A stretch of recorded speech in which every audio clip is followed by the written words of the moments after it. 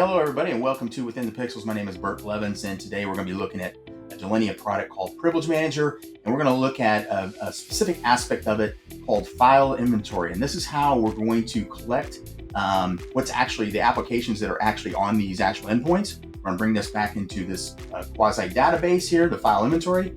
Let's take a look and see what that looks like. So we can see that it's collected here on these endpoints here, and it's found these particular applications, brought them back, it's found the metadata on them. Let's take a look and see what this uncovers for us. So come in here, let's find one that's maybe a little interesting here. Let's go for Grammarly.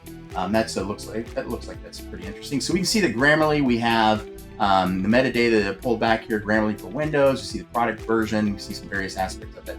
So what we're going to do here is we can be able to see that by using this metadata, we can create rules that can actually say that Grammarly is either allowed to run whitelisted or it needs to run justified.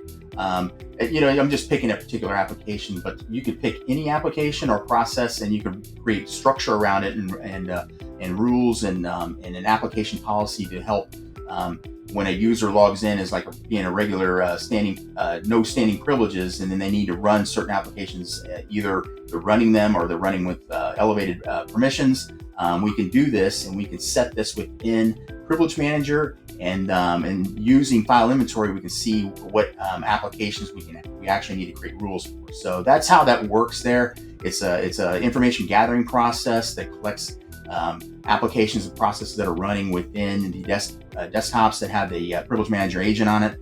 And so that is what we're covering for this particular episode, and thank you for watching.